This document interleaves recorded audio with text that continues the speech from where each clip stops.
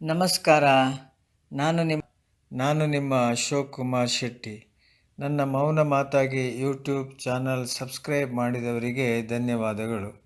Subscribe ಮಾಡದವರು subscribe ಮಾಡಿ, bell icon press ಮಾಡಿ, share ಮಾಡಿ, ಲೈಕ್ ಮಾಡಿ, ಕಮೆಂಟ್ ಮಾಡಿ. ನನ್ನ ಎಲ್ಲ ವಿಡಿಯೋಗಳು ನಿಮ್ಮನ್ನು ತಲುಪುತ್ತವೆ.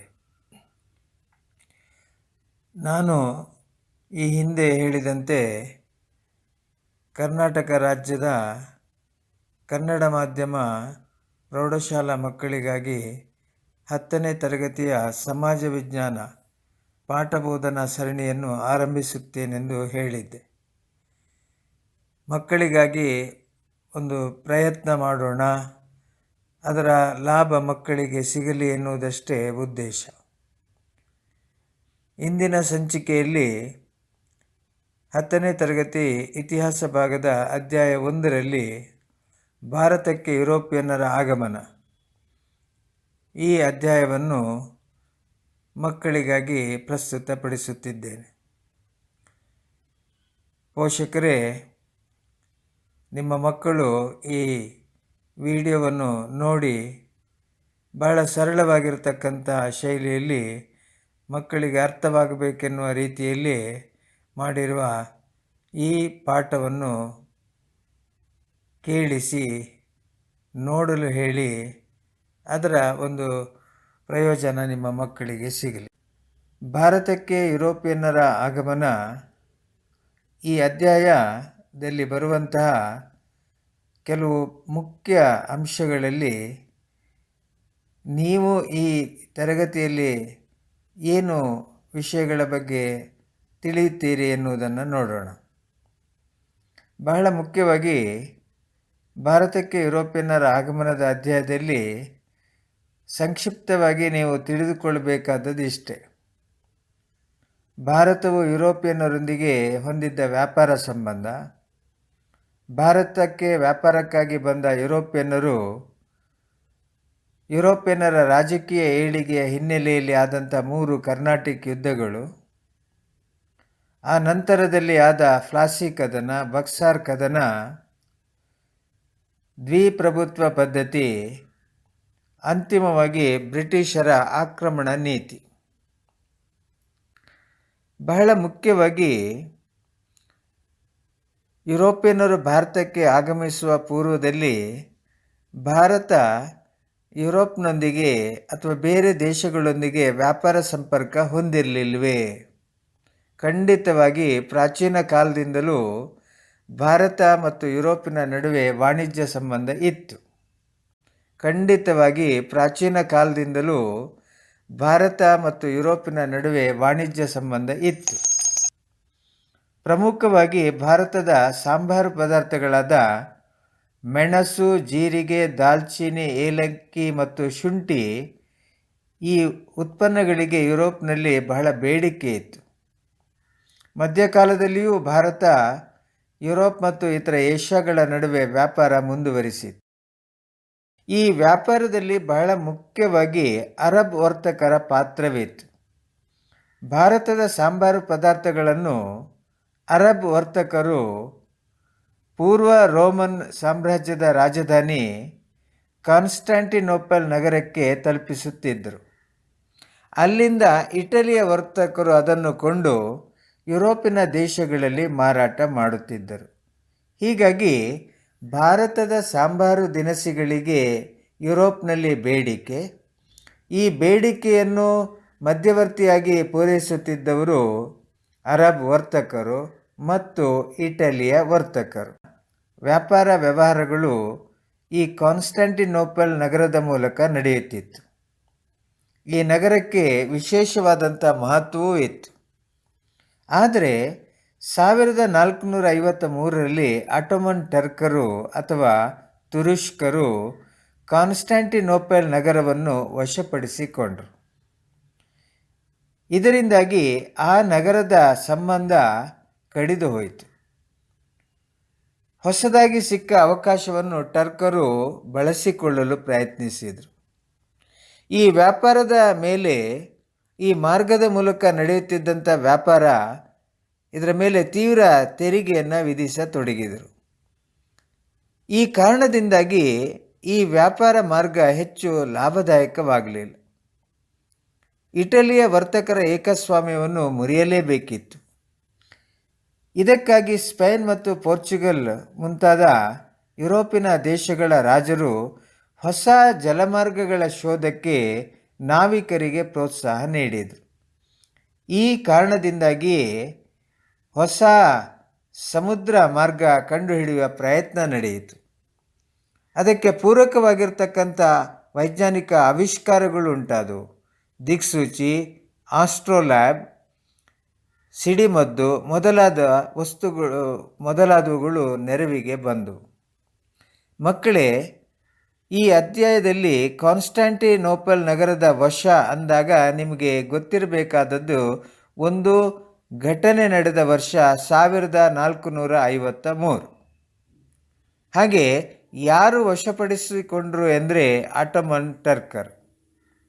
ಹಾಗೆ ಇದರಿಂದ ಆದ ಪರಿಣಾಮವೇನು ಎಂದರೆ ಯುರೋಪ್ನೊಂದಿಗೆ ನಡೆಯುತ್ತಿದ್ದಂಥ ವ್ಯಾಪಾರಕ್ಕೆ ಧಕ್ಕೆ ಆಗ್ತದೆ. ಹೆಚ್ಚು ತೆರಿಗೆ ವಿಧಿಸುವುದರಿಂದ ವ್ಯಾಪಾರ ಲಾಭದಾಯಕವಾಗಲಿಲ್ಲ. ಆ ಕಾರಣದಿಂದಾಗಿ ಸ್ಪೇನ್ ಮತ್ತು ಪೋರ್ಚುಗಲ್ ದೇಶಗಳು ಹೊಸ ಸಮುದ್ರ ಮಾರ್ಗವನ್ನು ಅಥವಾ ಜಲಮಾರ್ಗವನ್ನು ಕಂಡುಹಿಡಿಯುವ ಪ್ರಯತ್ನದಲ್ಲಿ ನಾವಿಕರಿಗೆ ಪ್ರೋತ್ಸಾಹ ನೀಡಿತು. ಹಾಗೆ ಕೆಲವು ಹೊಸ ವೈಜ್ಞಾನಿಕ ಆವಿಷ್ಕಾರಗಳಲ್ಲಿ ದಿಕ್ಸೂಚಿ, ಆಸ್ಟ್ರೋಲ್ಯಾಬ್, ಸಿಡಿಮದ್ದು ಶೋಧಿಸಲ್ಪಟ್ಟವು. ಇದು ನಾವಿಕರ ನೆರವಿಗೆ ಬಂತು. ಹಾಗಾದರೆ ಆಸ್ಟ್ರೋಲ್ಯಾಬ್ ಎಂದ್ರೇನು ಅಂದರೆ ನಕ್ಷತ್ರ ಉನ್ನತಿ ಮಾಪನ. ಸಮುದ್ರಯಾನದಲ್ಲಿರುವ ನಾವಿಕರಿಗೆ ಈ ಉಪಕರಣ ನೆರವಿಗೆ ಬಂತು. ಹಾಗೆ ಕಾನ್ಸ್ಟಾಂಟಿನೋಪಲ್ ನಗರ ವಶವಾಗ್ತದೆ. ಭಾರತಕ್ಕೆ ಹೊಸ ಜಲಮಾರ್ಗದ ಶೋಧ ಪ್ರಯತ್ನ ನಡೆಯುತ್ತದೆ. ಇದರಲ್ಲಿ ಮೊದಲಿಗರೇ ಪೋರ್ಚುಗೀಸರು ಅನ್ನಬಹುದು. ಪೋರ್ಚುಗೀಸ್ ನಾವಿಕ ವಾಸ್ಕೋಡ ಗಾಮ ಲಿಸ್ಬನ್ನಿಂದ ಹೊರಟ. 1498ರಲ್ಲಿ ಭಾರತದ ಪಶ್ಚಿಮ ಕರಾವಳಿ ತೀರದ ಕಲ್ಲಿಕೋಟೆ ಸಮೀಪ ಕಾಪಡ್ ಎಂಬಲ್ಲಿಗೆ ಬಂದು ತಲುಪಿದ. ಈ ಮೂಲಕ ಭಾರತ ಮತ್ತು ಯುರೋಪಿನ ನಡುವೆ ಹೊಸ ಜಲಮಾರ್ಗ ಕಂಡುಹಿಡಿಯುವಲ್ಲಿ ಯಶಸ್ವಿಯಾದವರು ಪೋರ್ಚುಗೀಸರು. ಅದನ್ನು ಕಂಡುಹಿಡಿದವನೇ ವಾಸ್ಕೋಡ ಗಾಮ ಅಂತ ಹೇಳ್ಬೋದು. ಹೀಗಾಗಿ ಈ ಕಾನ್ಸ್ಟಾಂಟಿನೋಪಲ್ ಪತನ ಒಂದು ಹೊಸ ಜಲಮಾರ್ಗದ ಶೋಧಕ್ಕೆ ಕೂಡ ಕಾರಣ ಆಗ್ತದೆ. ಭಾರತದಲ್ಲಿ ಮರುವ್ಯಾಪಾರ ಸಂಬಂಧ ಸ್ಥಾಪಿಸಿದ ಯುರೋಪಿಯನ್ನರಲ್ಲಿ ಪೋರ್ಚುಗೀಸರೇ ಮೊದಲಿಗರು ಮಕ್ಕಳೇ. ಹೀಗಾಗಿ ಹೊಸ ಜಲಮಾರ್ಗ ಅಂತ ಹೇಳುವಾಗ ಮಕ್ಕಳೇ, ನಿಮ್ಮ ಮನಸ್ಸಿನಲ್ಲಿ ಇರಬೇಕಾದದ್ದು ಇಷ್ಟೇ. ಒಂದು, ಪೋರ್ಚುಗೀಸ್ ನಾವಿಕ ವಾಸ್ಕೋಡ ಗಾಮ. ಹಾಗೆ 2, 1498ರಲ್ಲಿ ಅವನು ಭಾರತದ ಪಶ್ಚಿಮ ತೀರದ ಕಲ್ಲಿಕೋಟೆ ಸಮೀಪ ಕಾಪಡ್ ಎಂಬಲ್ಲಿಗೆ ಬಂದದ್ದು. ಹಾಗೆ 3ನೇದಾಗಿ ವ್ಯಾಪಾರದ ಮರು ಸಂಬಂಧ ಸ್ಥಾಪಿಸಿದ ಯುರೋಪಿಯನ್ನರಲ್ಲಿ ಪೋರ್ಚುಗೀಸರೇ ಮೊದಲಿಗರು. ಹಾಗಾದರೆ ಮುಂದೆ ಯುರೋಪಿನ ವ್ಯಾಪಾರಿ ಕಂಪನಿಗಳೆಲ್ಲ ಭಾರತಕ್ಕೆ ಬರಲಿಕ್ಕೆ ಹೇಗೆ ಕಾರಣವಾಯಿತು, ಏನೆಲ್ಲ ಘಟನೆಗಳು ಮುಂದೆ ನಡೆದವು ನೋಡೋಣ ಮಕ್ಕಳೇ. ಪೋರ್ಚುಗೀಸರ ಬಗ್ಗೆ ನೋಡೋಣ. ಜಲಮಾರ್ಗದ ಮೂಲಕ ಭಾರತಕ್ಕೆ ಬಂದರು. ಮೊಟ್ಟ ಮೊದಲು ಬಂದ ಯುರೋಪಿಯನ್ನರೇ ಪೋರ್ಚುಗೀಸರು. ಭಾರತವನ್ನು ಕೊನೆಯದಾಗಿ ತೊರೆದವರೇ ಪೋರ್ಚುಗೀಸರು. ವಾಸ್ಕೋಡ ಗಾಮನ ನಂತರ ಪೋರ್ಚುಗೀಸರ ಮೊಟ್ಟ ಮೊದಲ ವೈಸರಾಯಾಗಿ ಭಾರತಕ್ಕೆ ಫ್ರಾನ್ಸಿಸ್ಕೋ ಅಲ್ಮೈಡ್ ಬರ್ತಾನೆ. ಒಂದು ರೀತಿಯಲ್ಲಿ ಭೂಮಿಯ ಮೇಲಿನ ಆಧಿಪತ್ಯಕ್ಕೆ ಬದಲಾಗಿ ಸಮುದ್ರದ ಮೇಲಿನ ಏಕಸ್ವಾಮ್ಯ ಬಲಪಡಿಸುವ ನೌಕಾಶಕ್ತಿಯ ನೀತಿಯನ್ನೇ ನೀಲಿ ನೀರಿನ ನೀತಿ ಎನ್ನುವರು. ಈ ನೀತಿಯನ್ನು ಜಾರಿಗೆ ತಂದವನೇ ಫ್ರಾನ್ಸಿಸ್ಕೋ ಡಿ ಅಲ್ಮೈಡ್. ಆ ನಂತರದಲ್ಲಿ ಆಲ್ಫಾನ್ಸೋ ಅಲ್ಬುಕರ್ಕ್ ಭಾರತಕ್ಕೆ ಬರ್ತಾನೆ. ಪೋರ್ಚುಗೀಸ್ ಸಾಮ್ರಾಜ್ಯದ ನಿಜವಾದ ಸ್ಥಾಪಕ ಎಂದು ಇವನು ಪ್ರಸಿದ್ಧನಾಗಿದ್ದಾನೆ. 1510ರಲ್ಲಿ ಬಿಜಾಪುರದ ಸುಲ್ತಾನ್ನಿಂದ ಗೋವಾವನ್ನು ಗೆದ್ದುಕೊಂಡು ತಮ್ಮ ಆಡಳಿತ ಕೇಂದ್ರವಾಗಿ ಪರಿವರ್ತಿಸಿಕೊಂಡ. ಮುಂದೆ ಸುಮಾರು 1 ಶತಮಾನಗಳ ಕಾಲ ಭಾರತದ ವ್ಯಾಪಾರದ ಮೇಲೆ ಪೋರ್ಚುಗೀಸರ ಏಕಸ್ವಾಮ್ಯ ಇತ್ತು. ಮಕ್ಕಳೇ, ಯುರೋಪಿಯನ್ನರ ವ್ಯಾಪಾರಿ ಕಂಪನಿಗಳಲ್ಲಿ ಮೊದಲಿಗೆ ಬಂದದ್ದೇ ಪೋರ್ಚುಗೀಸರು. ಹಾಗಾದರೆ ಪೋರ್ಚುಗೀಸರ ಬಗ್ಗೆ ನೀವು ತಿಳಿದುಕೊಳ್ಳುವ ಕೆಲವು ಅಂಶಗಳೆಂದರೆ, 1, ವಾಸ್ಕೋಡಗಾಮ ಭಾರತಕ್ಕೆ ಜಲಮಾರ್ಗ ಕಂಡುಹಿಡಿದದ್ದು. 2, ವೈಸರಾಯಾಗಿ ಫ್ರಾನ್ಸಿಸ್ಕೋ ಡಿ ಅಲಮೇಡ್ ಭಾರತಕ್ಕೆ ಬಂದದ್ದು. ಇವನು ಅನುಸರಿಸಿದ ನೀಲಿ ನೀರಿನ ನೀತಿ.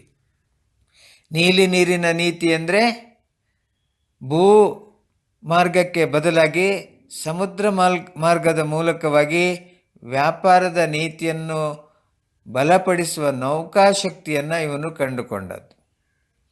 ಹಾಗೆ ಅವನ ನಂತರ ಬಂದಿರತಕ್ಕಂಥ ಆಲ್ಫಾನ್ಸೋ ಅಲ್ಬುಕರ್ಕ್ ಭಾರತದಲ್ಲಿ ಪೋರ್ಚುಗೀಸ್ ಸಾಮ್ರಾಜ್ಯದ ಸ್ಥಾಪಕ ಅಂತ ಹೇಳ್ತಾರೆ. ಹಾಗೆ ಇನ್ನೊಂದು 1510ರಲ್ಲಿ ಇದೇ ಆಲ್ಫಾನ್ಸೋ ಅಲ್ಬುಕರ್ಕ್ ಬಿಜಾಪುರದ ಸುಲ್ತಾನನಿಂದ ಗೋವೆಯನ್ನು ವಶಪಡಿಸಿಕೊಂಡು ತಮ್ಮ ಆಡಳಿತ ಕೇಂದ್ರವಾಗಿ ಮಾಡಿಕೊಂಡದ್ದು. ಪೋರ್ಚುಗೀಸರ ನಂತರ ಡಚ್ಚರು ಬರ್ತಾರೆ. ಹಾಗಾದರೆ ಯಾರು ಇವರು? ಇವರು ಹಾಲೆಂಡ್ ಅಥವಾ ನೆದರ್ಲ್ಯಾಂಡ್ ದೇಶದವರು. ಪೂರ್ವ ದೇಶದ ವ್ಯಾಪಾರ ನಡೆಸುವ ಉದ್ದೇಶದಿಂದ ಇವರು ಒಂದು ಕಂಪನಿಯನ್ನು ಸ್ಥಾಪಿಸಿಕೊಂಡರು. 1602ರಲ್ಲಿ ಯುನೈಟೆಡ್ ಈಸ್ಟ್ ಇಂಡಿಯಾ ಕಂಪನಿ ಸ್ಥಾಪಿಸಿಕೊಂಡು ಭಾರತ, ಜಾವಾ, ಸುಮಾತ್ರಾ, ಇಂಡೋನೇಷ್ಯಾ ಮುಂತಾದ ಸಾಂಬಾರು ಪ್ರಸಿದ್ಧ ದೇಶಗಳನ್ನು ಪ್ರವೇಶ ಮಾಡಿದರು. ಭಾರತದಲ್ಲಿ ಸೂರತ್, ಬ್ರೋಚ್, ಕ್ಯಾಂಬೆ, ಕೊಚ್ಚಿನ್, ನಾಗಪಟ್ಟಣ, ಮಚಲಿಪಟ್ಟಣ, ಚಿನ್ಸೋರ್ ಮೊದಲಾದ ಕಡೆ ತಮ್ಮ ಕೋಟೆಯನ್ನು ಸ್ಥಾಪಿಸಿಕೊಂಡರು. ಮಕ್ಕಳೇ, ಕೋಟೆ ಎಂದರೆ ಏನು?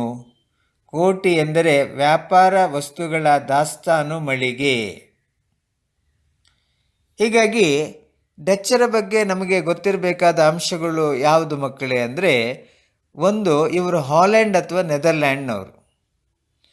2, ಇವರು 1602ರಲ್ಲಿ ಯುನೈಟೆಡ್ ಈಸ್ಟ್ ಇಂಡಿಯಾ ಕಂಪನಿ ಸ್ಥಾಪಿಸಿಕೊಂಡದ್ದು. 3ನೇ ಅಂಶ, ಇವರು ಭಾರತ, ಜಾವಾ, ಸುಮಾತ್ರಾ, ಇಂಡೋನೇಷ್ಯಾ ಮುಂತಾದ ದೇಶಗಳನ್ನು ಪ್ರವೇಶ ಮಾಡಿದರು. 4ನೇ ಅಂಶ, ಭಾರತದಲ್ಲಿ ಸೂರತ್, ಬ್ರೋಚ್, ಕ್ಯಾಂಬೆ, ಕೊಚ್ಚಿನ್, ನಾಗಪಟ್ಟಣ, ಮಚಲಿಪಟ್ಟಣ, ಚಿನ್ಸೂರ್ ಮೊದಲಾದ ಕಡೆ ತಮ್ಮ ದಾಸ್ತಾನು ಮಳಿಗೆಯನ್ನು ಸ್ಥಾಪಿಸಿಕೊಂಡದ್ದು. ಆದರೆ ಇವರು ಭಾರತದಲ್ಲಿ ಬೇರೆಯವರೊಂದಿಗೆ ಪೈಪೋಟಿ ಕೊಟ್ಟು ಹೆಚ್ಚು ಸಮಯ ಇರಲಿಲ್ಲ. ಕ್ರಮೇಣವಾಗಿ ಭಾರತದ ಮೇಲಿನ ಆಸಕ್ತಿಯನ್ನು ಇವರು ಕಳೆದುಕೊಳ್ತಾರೆ ಮಕ್ಕಳೇ. ಹಾಗೆ ಇವರ ನಂತರ ಬಂದವರಲ್ಲಿ ಇಂಗ್ಲಿಷರು ಮುಖ್ಯ. ಇಂಗ್ಲೆಂಡಿನ ರಾಣಿ ಎಲಿಜಬೆತ್ 1600 ಡಿಸೆಂಬರ್ 31ರಂದು ಇಂಗ್ಲಿಷ್ ಈಸ್ಟ್ ಇಂಡಿಯಾ ಕಂಪನಿಗೆ ಪೂರ್ವ ದೇಶಗಳಲ್ಲಿ ವ್ಯಾಪಾರ ಮಾಡುವ ಅನುಮತಿ ನೀಡಿದರು. ಈ ಅನುಮತಿ 15 ವರ್ಷಗಳ ಅನುಮತಿಯಾಗಿತ್ತು. 1613ರಲ್ಲಿ ಔಪಚಾರಿಕ ವ್ಯಾಪಾರ ಇವರು ಆರಂಭ ಮಾಡಿದರು. ಮೊಘಲ್ ಸಾಮ್ರಾಟ ಜಹಾಂಗೀರನು ಸೂರತ್ನಲ್ಲಿ ಇವರಿಗೆ ಮೊದಲ ಫ್ಯಾಕ್ಟರಿ ಅಥವಾ ದಾಸ್ತಾನು ಮಳಿಗೆ ಸ್ಥಾಪಿಸಲು ಫರ್ಮಾನ್ ನೀಡಿದನು. ಮಕ್ಕಳೇ, ಫರ್ಮಾನ್ ಎಂದರೇನು? ಫರ್ಮಾನ್ ಎಂದರೆ ಅನುಮತಿ, ಆದೇಶ. 1617ರಲ್ಲಿ ಇಂಗ್ಲೆಂಡಿನ ರಾಜ 1ನೇ ಜೇಮ್ಸ್ ತನ್ನ ರಾಯಭಾರಿಯಾಗಿ ಜಹಾಂಗೀರ್ನ ಆಸ್ಥಾನಕ್ಕೆ ಸರ್ ಥಾಮಸ್ ರೋವನ್ನು ಕಳಿಸಿಕೊಟ್ಟ. ಜಹಾಂಗೀರ್ನಿಂದ ಇವನು ಕೆಲವು ಫ್ಯಾಕ್ಟರಿಗಳನ್ನು ಸ್ಥಾಪಿಸಲು ಅನುಮತಿ ಪಡೆದ. ಆಗ್ರಾ, ಅಹಮದಾಬಾದ್ ಮತ್ತು ಬ್ರೋಚ್ನಲ್ಲಿ ಫ್ಯಾಕ್ಟರಿಗಳನ್ನು ನಿರ್ಮಿಸಿದರು. 1639ರಲ್ಲಿ ಚಂದ್ರಗಿರಿಯ ರಾಜನಿಂದ ಮದ್ರಾಸನ್ನು ಪಡೆದು ಅಲ್ಲಿ ಸೈಂಟ್ ಜಾರ್ಜ್ ಫೋರ್ಟ್ ಎಂಬ ಬಲಿಷ್ಠ ಕೋಟೆಯನ್ನು ಕಟ್ಟಿದನು. ಮುಂದೆ ಇಂಗ್ಲೆಂಡಿನ ರಾಜಕುಮಾರ 2ನೇ ಚಾರ್ಲ್ಸ್ ಬಾಂಬೆಯನ್ನು 1668ರಲ್ಲಿ ಕಂಪನಿಗೆ ವಾರ್ಷಿಕ 10 ಪೌಂಡುಗಳಿಗೆ ಬಾಡಿಗೆಗೆ ಕೊಟ್ಟ. 1690ರಲ್ಲಿ ಬಂಗಾಳದ ರಾಜ್ಯಪಾಲನಿಂದ ಹೂಗ್ಲಿ ನದಿಯ ದಡೆಯ ಮೇಲಿನ ಸುತನುತಿ, ಕಲ್ಕತ್ತಾ ಮತ್ತು ಗೋವಿಂದಪುರ ಎಂಬ 3 ಹಳ್ಳಿಯನ್ನು ಖರೀದಿಸಿ ಅಲ್ಲಿ ಫೋರ್ಟ್ ವಿಲಿಯಂ ಎಂಬ ಕೋಟೆಯನ್ನು ಕಟ್ಟಿದರು.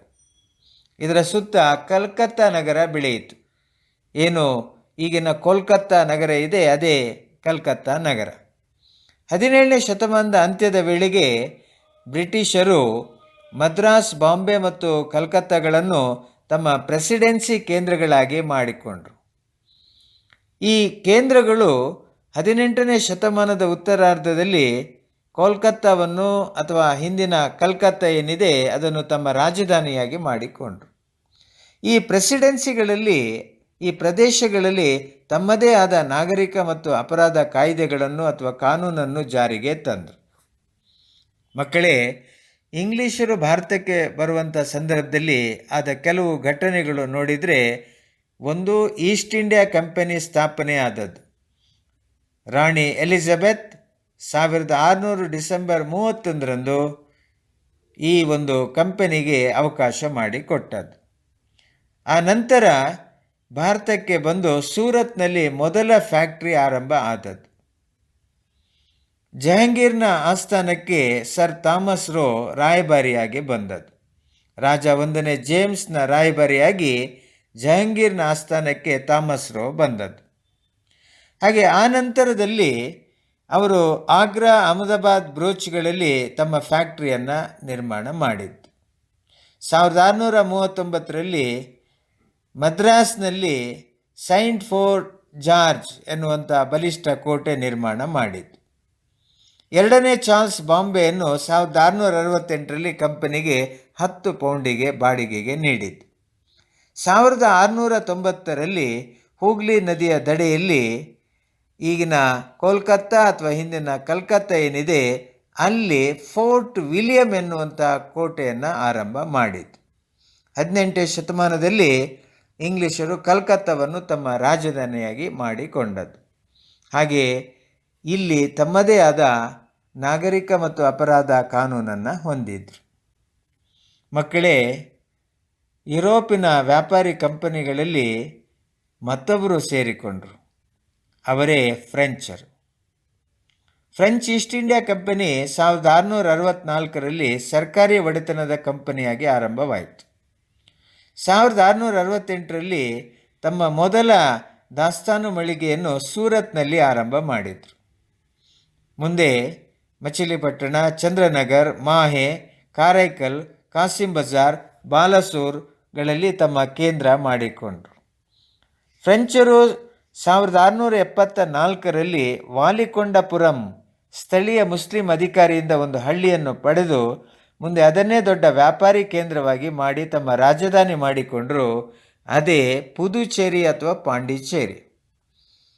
ಫ್ರೆಂಚರು ಭಾರತ ತೊರೆದು ಹೋಗುವವರೆಗೂ ಅವರ ರಾಜಧಾನಿಯಾಗಿತ್ತು ಇದೇ ಪುದುಚೇರಿ ಅಥವಾ ಪಾಂಡಿಚೇರಿ. 1746ರಲ್ಲಿ ಪಾಂಡಿಚೇರಿಯ ಗವರ್ನರ್ ಆಗಿ ಡೂಪ್ಲೆ ಬಂದ. ಬಹಳ ಮಹತ್ವಾಕಾಂಕ್ಷಿಯಾಗಿದ್ದ ಇವನು. ಮಕ್ಕಳೇ, ಈ ಬ್ರಿಟಿಷರು ಮತ್ತು ಫ್ರೆಂಚರ ನಡುವೆ ಬಹಳ ಪ್ರತಿಸ್ಪರ್ಧೆ ನಡೆಯಿತು. ಆ ಪ್ರತಿಸ್ಪರ್ಧೆಯಿಂದ 3 ಯುದ್ಧಗಳೇ ಆದವು. ಈ ಯುದ್ಧಗಳು ಹೇಗಾಯಿತು ನೋಡೋಣ. ಮೊದಲ ಕರ್ನಾಟಿಕ್ ಯುದ್ಧ. ಮಕ್ಕಳೇ, ಈ ಯುದ್ಧ ನಡೆದದ್ದು 1746ರಿಂದ 1748ರ ನಡುವೆ. ಡೂಪ್ಲೆ ಕೋರಿಕೆಯ ಮೇರೆಗೆ ಲಾಬೋರ್ಡಿನಾ ಎಂಬ ಫ್ರೆಂಚ್ ಸೇನಾ ಮುಖ್ಯಸ್ಥ ಮಾರಿಷಸ್ನಿಂದ ಬಂದು ಮದ್ರಾಸನ್ನು ವಶಪಡಿಸಿಕೊಳ್ತಾನೆ. ಮಕ್ಕಳೇ, ಮದ್ರಾಸ್ ಯಾರ ವಶದಲ್ಲಿದ್ದದ್ದು? ಮೊದಲು ಬ್ರಿಟಿಷರ ವಶದಲ್ಲಿದ್ದ ಮದ್ರಾಸನ್ನು ಡೂಪ್ಲೆ ಹೇಳಿಕೊಂಡ ಕೋರಿಕೆಯ ಮೇರೆಗೆ ಲಾಬೋರ್ಡಿನಾ ಎನ್ನುವಂಥ ಫ್ರೆಂಚ್ ಸೇನಾ ಮುಖ್ಯಸ್ಥ ಬಂದು ಮದ್ರಾಸ್ ವಶಪಡಿಸಿಕೊಳ್ತಾನೆ. ಇಂಗ್ಲೀಷರು ಅಸಹಾಯಕರಾದರು.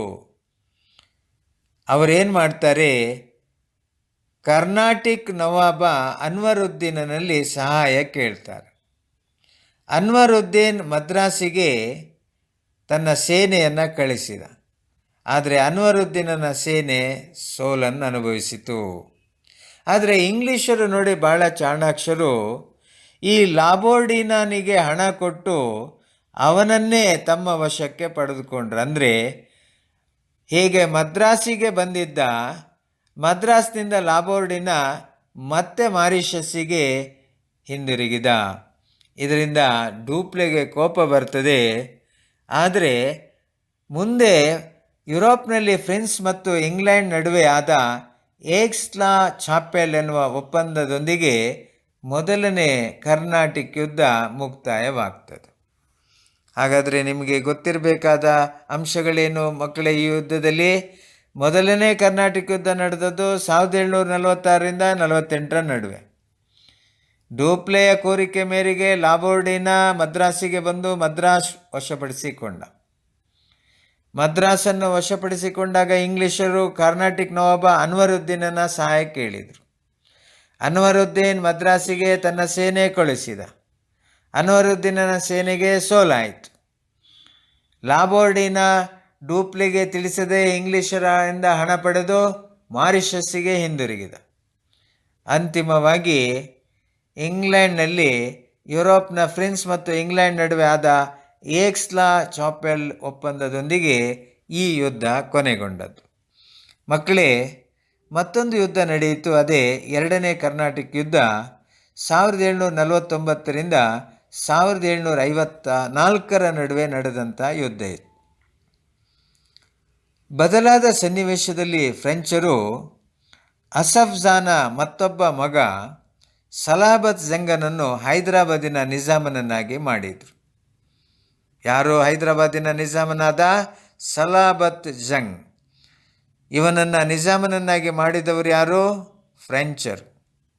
ಅವನ ರಕ್ಷಣೆಗೆ ಬುಸ್ಸಿ ಎನ್ನುವ ಅಧಿಕಾರಿಯನ್ನು ನೇಮಕ ಮಾಡಿದರು. ಇವನೊಬ್ಬ ಸೇನಾಧಿಕಾರಿ. ಮತ್ತೊಂದು ಕಡೆ ಇದೇ ಫ್ರೆಂಚರ ಬೆಂಬಲದಿಂದ ಚಂದಾ ಸಾಹೇಬ ಕರ್ನಾಟಿಕ್ನಲ್ಲಿ ನವಾಬನಾಗಿದ್ದ. ಆದರೆ ಇಂಗ್ಲಿಷರು ಈಸ್ಟ್ ಇಂಡಿಯಾ ಕಂಪನಿಯ ಅಧಿಕಾರಿಯಾಗಿ ರಾಬರ್ಟ್ ಕ್ಲೈವ್ ಭಾರತಕ್ಕೆ ಬಂದಿದ್ದ. ಈ ರಾಬರ್ಟ್ ಕ್ಲೈವ್ ಕರ್ನಾಟಿಕ್ ರಾಜಧಾನಿ ಆರ್ಕಾಟ್ ಮೇಲೆ ಆಕ್ರಮಣ ಮಾಡಿ ಚಂದಾ ಸಾಹೇಬನನ್ನು ಸೋಲಿಸಿದ. ಅವನ ಸ್ಥಾನಕ್ಕೆ ತಮ್ಮ ಬೆಂಬಲಿಗ ಅನ್ವರುದ್ದೀನನ ಮಗ ಮಹಮ್ಮದ್ ಅಲಿಯನ್ನು ನವಾಬನನ್ನಾಗಿ ನೇಮಕ ಮಾಡಿದ. ಎರಡನೇ ಕರ್ನಾಟಿಕ್ ಯುದ್ಧ ಪಾಂಡಿಚೇರಿ ಒಪ್ಪಂದದೊಂದಿಗೆ ಮುಕ್ತಾಯವಾಯಿತು. ಡೂಪ್ಲೆಯನ್ನು ಫ್ರೆಂಚರು ಹಿಂದಕ್ಕೆ ಕರೆಸಿದರು. ಹೀಗೆ ಎರಡನೇ ಕರ್ನಾಟಿಕ್ ಯುದ್ಧ ಕೊನೆಗೊಂಡಿತು. ಮಕ್ಕಳೇ, ಎರಡನೇ ಕರ್ನಾಟಿಕ್ ಯುದ್ಧದ ಮುಖ್ಯ ಅಂಶಗಳು ನಿಮಗೆ ಯಾವುದು ಗೊತ್ತಿರಬೇಕು? ಒಂದು, ಯುದ್ಧ ನಡೆದದ್ದು ಯಾವಾಗ? 1749ರಿಂದ 1754ರ ನಡುವೆ. ಎರಡನೆಯದಾಗಿ ಫ್ರೆಂಚರು ಸಲಾಬತ್ ಜಂಗನನ್ನು ಹೈದರಾಬಾದ್ ನಿಜಾಮನನ್ನಾಗಿ ಮಾಡಿದರು. ಅವನ ರಕ್ಷಣೆಗೆ ತಮ್ಮ ಸೇನಾಧಿಕಾರಿ ಬುಸ್ಸಿಯನ್ನು ನೇಮಿಸಿದರು. ಫ್ರೆಂಚರು ಚಂದಾ ಸಾಹೇಬನನ್ನು ಕರ್ನಾಟಿಕ್ ನವಾಬನನ್ನಾಗಿ ಮಾಡಿದರು. ಇದಕ್ಕೆ ಪ್ರತಿಯಾಗಿ ಇಂಗ್ಲಿಷರ ರಾಬರ್ಟ್ ಕ್ಲೈವ್ ಆರ್ಕಾಟಿನ ಮೇಲೆ ದಾಳಿ ಮಾಡಿದ. ಚಂದಾ ಸಾಹೇಬನನ್ನು ಸೋಲಿಸಿದ. ತಮಗೆ ಬೇಕಾಗಿರ್ತಕ್ಕಂಥ ಅನ್ವರುದ್ದೀನನ ಮಗ ಮಹಮ್ಮದ್ ಅಲಿಯನ್ನು ನವಾಬನನ್ನಾಗಿ ಮಾಡಿದ. ಕೊನೆಗೆ ಪಾಂಡಿಚೇರಿ ಒಪ್ಪಂದದೊಂದಿಗೆ ಎರಡನೇ ಕರ್ನಾಟಿಕ್ ಯುದ್ಧ ಮುಕ್ತಾಯವಾಗ್ತದೆ. ಹಾಗೆ ಇನ್ನೂ ಒಂದು ಯುದ್ಧ ನಡೀತದೆ ಮಕ್ಕಳೇ. ಅದೇ ಮೂರನೇ ಕರ್ನಾಟಿಕ್ ಯುದ್ಧ. 1756ರಿಂದ 1763ರ ನಡುವೆ ನಡೆದಂಥ ಯುದ್ಧ ಇದು. ಫ್ರೆಂಚರ ಕೌಂಟ್ ಡಿ ಲಾಲಿ 1760ರಲ್ಲಿ ವಾಂಡಿವಾಶ್ ಕೋಟೆಗೆ ಮುತ್ತಿಗೆ ಹಾಕಲು ಪ್ರಯತ್ನ ಮಾಡಿದ. ಇದೇ ನಿರ್ಣಾಯಕ ಯುದ್ಧ. ಇದನ್ನೇ ವಾಂಡಿವಾಶ್ ಕದನ ಅಂತ ಕರೆಯುತ್ತೇವೆ. ಆದರೆ ಇಂಗ್ಲಿಷರ ಸೇನಾಧಿಕಾರಿ ಸರ್ ಐರ್ ಕೋಟ್ ಫ್ರೆಂಚರನ್ನು ಸೋಲಿಸ್ತಾನೆ. ಕ್ಯಾಪ್ಟನ್ ಬುಸ್ಸಿಯನ್ನು ಸೆರೆ ಹಿಡಿತಾನೆ. ಕೌಂಟ್ ಡಿ ಲಾಲಿ ತಪ್ಪಿಸಿಕೊಂಡು ಪಾಂಡಿಚೇರಿಯಲ್ಲಿ ತಲೆಮರೆಸಿಕೊಳ್ತಾನೆ. ಅಂತಿಮವಾಗಿ 1761ರಲ್ಲಿ ಲಾಲಿ ಬೇಷರತ್ ಶರಣಾಗತನಾಗ್ತಾನೆ. ಹಾಗೆ 1763ರ ವೇಳೆಗೆ ಪ್ಯಾರಿಸ್ ಒಪ್ಪಂದವಾಗಿ ಫ್ರೆಂಚರು ಪಾಂಡಿಚೇರಿಯನ್ನು ಹಿಂದಕ್ಕೆ ಪಡೆಯುತ್ತಾರೆ. ಇದು ಮೂರನೇ ಕರ್ನಾಟಿಕ್ ಯುದ್ಧ. ಹಾಗಾದರೆ ಮೂರನೇ ಕರ್ನಾಟಿಕ್ ಯುದ್ಧದಲ್ಲಿ ನಿಮಗೆ ನೆನಪಿರಬೇಕಾದ ಸಂಗತಿಗಳೇನು ಮಕ್ಕಳೇ? ಒಂದು, ಮೂರನೇ ಕರ್ನಾಟಕ ಯುದ್ಧ ನಡೆದದ್ದು ಯಾವಾಗ? 1756ರಿಂದ 1763 ನಡುವೆ. ಆಗ ಭಾರತಕ್ಕೆ ಯಾರು ಫ್ರೆಂಚರ ಗವರ್ನರ್ ಆಗಿ ಬಂದಿದ್ದ? ಕೌಂಟ್ ಡಿ ಲಾಲಿ. ಇವನು ವಾಂಡಿವಾಶ್ ಕದನಕ್ಕೆ ಪ್ರೇರಣೆಯಾಗ್ತಾನೆ, ವಾಂಡಿವಾಶ್ ಕದನ ನಡೆಸ್ತಾನೆ. ಆಗ ಇಂಗ್ಲಿಷರ ಸೇನಾಧಿಕಾರಿ ಯಾರು? Sir Eyre Coote. Sir Eyre Coote ಏನು ಮಾಡ್ತಾನೆ? ಫ್ರೆಂಚರ ಸೇನಾನಿ ಬುಸ್ಸಿಯನ್ನು ಸೆರೆ ಹಿಡಿತಾನೆ. ಕೌಂಟ್ ಡಿ ಲಾಲಿ ತಲೆಮರೆಸಿಕೊಳ್ತಾನೆ. ಅಂತಿಮವಾಗಿ ಇವನು ಶರಣಾಗ್ತಾನೆ. 1763ರಲ್ಲಿ ಪ್ಯಾರಿಸ್ ಒಪ್ಪಂದವಾಗಿ ಫ್ರೆಂಚರು ಪಾಂಡಿಚೇರಿಯನ್ನು ಮತ್ತೆ ಹಿಂದಕ್ಕೆ ಪಡೆಯುತ್ತಾರೆ. ಇವತ್ತಿನ ಅಧ್ಯಾಯದಲ್ಲಿ ಇಷ್ಟು ವಿಚಾರಗಳನ್ನು ನಾವು ತಿಳಿದುಕೊಂಡಿದ್ದೇವೆ. ಮನೆಗೆ ಹೋಗಿ ಮತ್ತೊಮ್ಮೆ ಓದಿ, ನೆನಪು ಮಾಡಿಕೊಳ್ಳಿ, ಮನನ ಮಾಡಿಕೊಳ್ಳಿ, ಪುನರ್ಮನನ ಮಾಡಿಕೊಳ್ಳಿ. ಮುಂದಿನ ತರಗತಿಯಲ್ಲಿ ಭಾರತದಲ್ಲಿ ಬ್ರಿಟಿಷ್ ಆಳ್ವಿಕೆ ಇದೇ ಅಧ್ಯಾಯದ ಮುಂದುವರಿದ ಭಾಗ ನೋಡೋಣ. ಇವತ್ತಿನ ಸಂಚಿಕೆಯನ್ನು ಮುಕ್ತಾಯಗೊಳಿಸ್ತೇನೆ. ಹೋಗಿ ಬನ್ನಿ ಮಕ್ಕಳೇ. ನಮಸ್ಕಾರ.